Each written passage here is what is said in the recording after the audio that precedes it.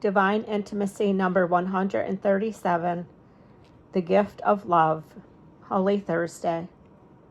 Presence of God. O Jesus, grant that I may fathom the immensity of that love which led you to give us the Eucharist. Meditation 1. Having loved his own, he loved them unto the end. John 13, 1 through 15.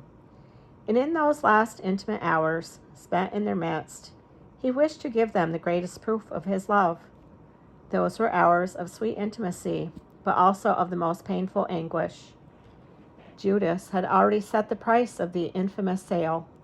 Peter was about to deny his master. All of them within a short time would abandon him. The institution of the Eucharist appeared then as the answer of Jesus to the treachery of men, as the greatest gift of his infinite love in return for the blackest ingratitude. The merciful God would pursue his rebellious creatures, not with threats, but with the most delicate devices of his immense charity. Jesus had already done and suffered so much for sinful man, but now at the moment of when human malice is about to sound the lowest depths of the abyss, he exhausts the resources of his love and offers himself to man, not only as the Redeemer who will die for him on the cross, but also as the food which will nourish him. He will feed man with his own flesh and blood. Moreover, death might claim him in a few hours, but the Eucharist will perpetuate his real living presence until the end of time. "O you who are mad about your creature," exclaimed St. Catherine of Siena, "true God and true man, you have left yourself wholly to us as food, so that we will not fall through weariness during our pilgrimage in this life, but will be fortified by you celestial nourishment."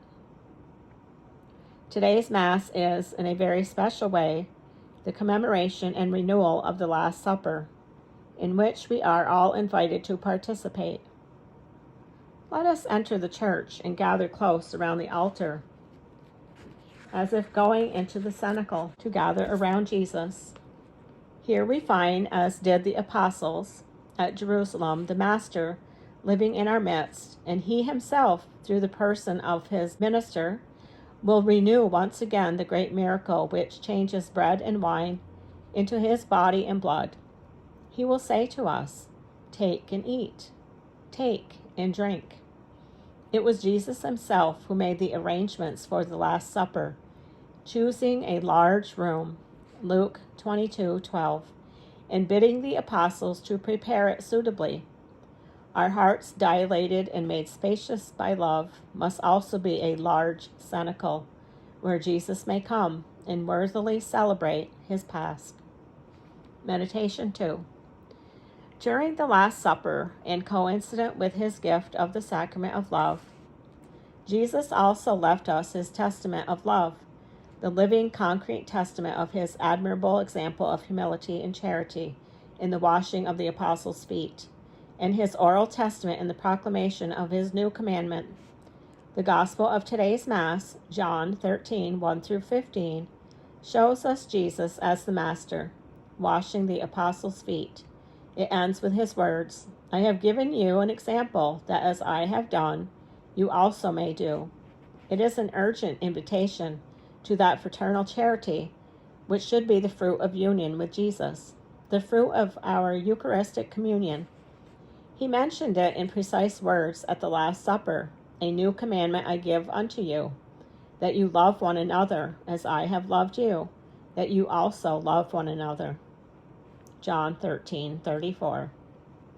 If we cannot imitate the love of Jesus by giving our body as food to our brethren, we can imitate him at least by giving them loving assistance, not only in agreeable circumstances, but also in difficult and disagreeable ones.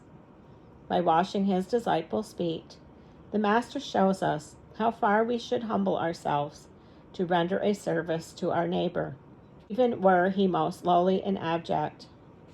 The Master, who by unceasing proofs of his love advances to meet ungrateful men, and even those who have betrayed him, teaches us that our charity is far from his unless we repay evil with good, forgive everything, and are willing to repay with kindness those who have done us harm. The Master, who gave his life for the salvation of his own, tells us that our love is incomplete if we cannot sacrifice ourselves generously for others. His new commandment, which makes the love of Jesus himself the measure of our fraternal love, opens up unlimited horizons for the exercise of charity. For it means charity without limits. If there is a limit, it is that of giving, like the Master, one's life for another. For greater love than this no man hath, that a man lay down his life for his friends. John 15:13. Jesus revealed to us the perfection of fraternal charity on the same evening that he instituted the Eucharist, as if to indicate that such perfection should be both the fruit of the sacrament of the Eucharist and our response to this great gift. Colloquy. O Lord, Lord, how small and narrow is the house of my soul for you to enter. Enlarge it yourself. It is in ruins. Repair it. I know and admit that there are things in it that are offensive in your sight. But who will cleanse it? Or to whom but you shall I cry, Purify me, Lord, from my hidden sins? St. Augustine. O good Jesus, to sustain our weakness and to stir up our love, you have chosen to remain always in our midst, although you well foresaw the way that men would treat you and the shame and outrages from which you would have to suffer. O eternal Father, how could you permit your Son to live with us, to endure fresh insults every day? O my God, what great love in that Son, and also what great love in that Father. But how, eternal Father, couldst thou consent to this? How canst thou see thy Son every day in such wicked hands? How canst thy mercy, day by day and every day, see him affronted? And how many affronts are being offered today to this most holy sacrament? How often must thou see him in the hands of his enemies? O eternal Father, surely all these scourgings and insults and grievous tortures will not be forgotten. Could it be that he failed to do something to please thee? No, he fulfilled everything. Has he not already more than sufficiently paid for the sin of Adam? O Holy Father, who art in heaven, if thy divine Son has left nothing undone that he could do for us in granting sinners so great a favor as that of the blessed sacrament, do not permit him to be so ill-treated, since thy holy Son has given us this excellent way in which we can offer him up frequently as a sacrifice. Let us make use of this precious gift, so that it may stay the advance of such terrible evil and irreverence as in many places is paid to this most holy sacrament. T.J. Way, 33:3-35.